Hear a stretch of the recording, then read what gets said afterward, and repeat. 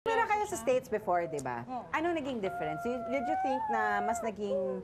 Nakatulong. Mas Nakatulong ba yun? Sa malaking Ano to seal what? To seal your bond? Or To build the foundation. build the foundation? Ayun. It's important. You have, kayo lang eh. Di ba? Pag andun kayo, you're on your own eh. Yeah, saka maglalaba kami, kakain kami, so... May shifts kayo lahat dalawa, talagang mag-aalaga sharing ng talaga. pamilya. Hanggang ngayon, i-impose ko pa rin yung share. Talaga? Yes, in our house. Kasi there was a time, naalala ko nung bagong dating kami dito. Siyempre may hangover pa ako ng States na, hoy, equal rights tayo ngayon. Siyempre, excited. Isang araw, biglang naalala ko, sabi niya, hoy, nasa Pilipinas na tayo. Wala na tayo sa Amerika. Oh, pero still, parang feeling ko dapat maganda yung ganon kasi it helps you bond together all the more eh.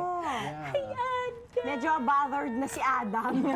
Bothered na siya. Eto, ikaw William, ano ba yan? Ano ba mas gusto niyo? Buhay sa States o buhay niyo dito? Ikaw, Lab.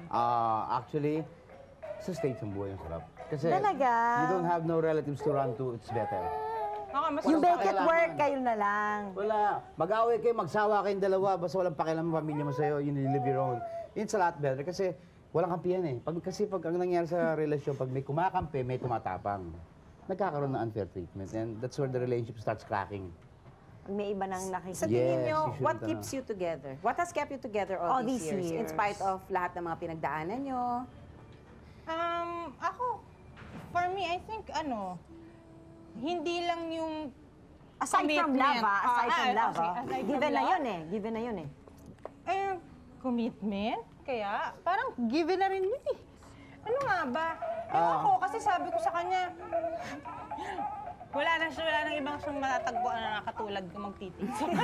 Ako naman, the same thing with me, wala ka rin But totoo, ako rin, kaya wala mga kita eh. Like, I'm the only one who can see you in the bathroom, believe me. Shoot. Eto na, after 17 years, sino ba sa inyong dalawa nagpapakita ng signs sa tumatanda na yung mga nagiging mainit? Ay, marami. Pareho kami. Makakalimutin yung mga ganon. Pareho kami actually. Pareho kami. Pareho kami. Yeah, and the hair actually, kailangan pa streak. Meron akong streak na white na din. Meron ka ng sarili mong mga Sarap. streaks. Ang sarap pare.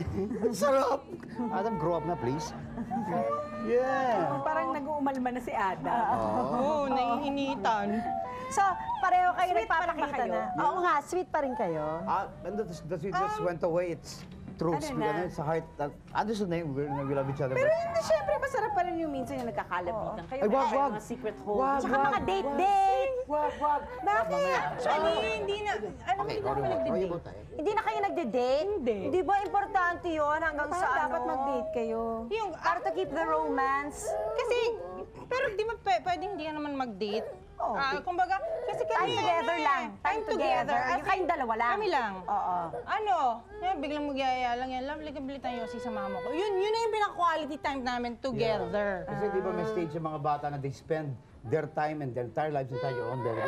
Kasi kasama namin sila sa room They eh. do Parang it. ang mga anak ko. Yung kwarto nila bulok na eh. May sapot na yung kwarto nila. Natutulog pa At rin sa least kwarto yun sa'yo, namin. mga baby pa, yung sa amin, Diyos ko, mga malalaki pa sa amin. Kasi mga girls, usually yung mga girls, ganyan gusto nila kasama si mami at saka si daddy. Part of the action. Actually, hindi masyado.